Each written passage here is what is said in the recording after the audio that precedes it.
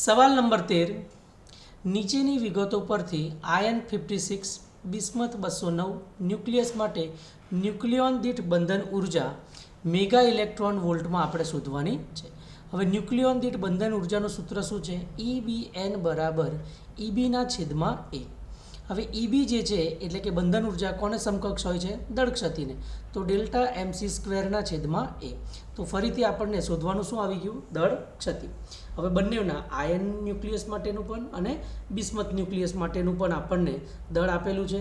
Mass of hydrogen એ પણ આપેલો છે, માસ ઓફ ન્યુટ્રોન પણ આપેલો છે. એનો મતલબ કે આપણે દળ ક્ષતિ પછી બંધન ઉર્જા પછી ન્યુક્લિયોન દીઠ બંધન ઉર્જા આપણે શોધવાની રહેશે.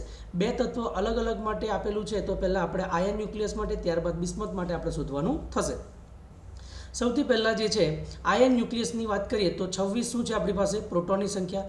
56માંથી 26 બાદ કરતાં આપણી પાસે 30 શું આવી ગયા? ન્યુટ્રોનની સંખ્યા. બરાબર છે. તો પ્રોટોનનું દળ અને ન્યુટ્રોનનું દળ આપણને ઓલરેડી વિગતમાં આપેલું છે. તો દળ ક્ષતિનું સૂત્ર બરાબર ડેલ્ટા M બરાબર ZMP A માઇનસ Z એટલે કે ન્યુટ્રોનની સંખ્યા, માસ ઓફ ન્યુટ્રોન માઇનસ કુલ દળ આપણે આયનનું લખવાનું રહેશે. તો Z કેટલા છે? 26 માસ ઓફ પ્રોટોન આપેલું છે. ન્યુટ્રોન કેટલા છે? 30 માસ ઓફ ન્યુટ્રોન આપેલું છે. માઇનસ કુલ દળ આપણને આપેલું છે. તો આ બંનેનો ગુણાકાર કરો જે આવશે. આ બંનેનો ગુણાકાર કરો 30 પોઈન્ટ સમથિંગ આવશે. 55 પોઈન્ટ સમથિંગ આ લખી દેવાના. આ બંનેનો સરવાળો કરી કુલ જે આવે એના સાથે આનું બાદબાકી કરતાં આપણને દળ ક્ષતિ કેટલા મળે છે? 0.528461 AMU. યુ આવતાની સાથે જ આપણને ખબર હોવી જોઈએ કે એનો ગુણાકાર આપણે કેટલા સાથે કરીશું? 931.5 મેગા ઇલેક્ટ્રોન વોલ્ટ સાથે.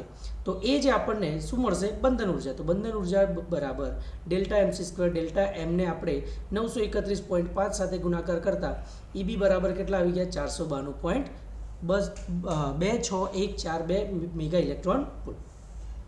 હવે ન્યુક્લિયોન દીઠ બંધન ઉર્જાનું સૂત્ર શું છે? EBના છેદમાં A. દળાંક કેટલો છે Feમાં? 56. તો 492.26 ભાગ્યા કેટલા? 56. તો ન્યુક્લિયોન દીઠ બંધન ઉર્જા કેટલી આવી ગઈ? 8.79038 મેગા ઇલેક્ટ્રોન વોલ્ટ. અને આને આપણે શોર્ટમાં લખવું હોય તો 8.79 અથવા તો 8.8 મેગા ઇલેક્ટ્રોન વોલ્ટ પણ આપણે લખી શકીએ છીએ. હવે આપણે એ જ રીતે બિસ્મથના ન્યુક્લિયસ માટે પણ ગણતરી કરીશું. બિસ્મથના ન્યુક્લિયસમાં 83 શું છે? પ્રોટોન. 209માંથી 83 કરીએ એટલે 126 આપણી પાસે આવી ગયા ન્યુટ્રોન. Z કેટલા છે? 83 માસ ઓફ પ્રોટોન સાથે ગુણાકાર. ન્યુટ્રોન કેટલા છે? 126 માસ ઓફ ન્યુટ્રોન સાથે ગુણાકાર. માઇનસ કુલ દળ કેટલું આપેલું છે? 208.98. તો આ બંનેનો ગુણાકાર કરતાં 83 પોઈન્ટ સમથિંગ આવે. 126નો ગુણાકાર 127 પોઈન્ટ સમથિંગ આવે.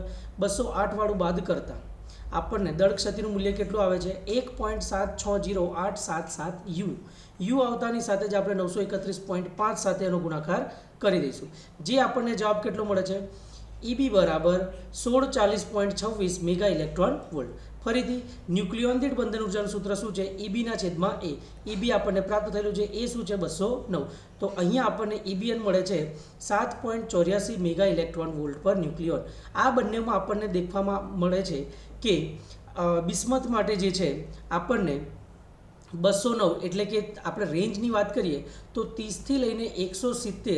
હવે 30થી ઓછા હોય તો પણ 7 પોઈન્ટ સમથિંગ એટલે કે 7.7 લઈ શકીએ. ટૂંકમાં 8 મેગા ઇલેક્ટ્રોન વોલ્ટ કરતાં ઓછું અને 170 કરતાં વધારે હોય તો એવા હેવી ન્યુક્લિયસ જે છે એમનું પણ 8 મેગા ઇલેક્ટ્રોન વોલ્ટ કરતાં ઓછી ન્યુક્લિયોન દીઠ બંધન ઉર્જા આવે છે. અને 30થી 170 વચ્ચે જેમાં આમાં આયન આપેલું છે તો આયન એટલે કે લોખંડ, તો એનું જે છે એ કેટલું છે? 56. તો 56 માટે આપણને કેટલું મળે છે?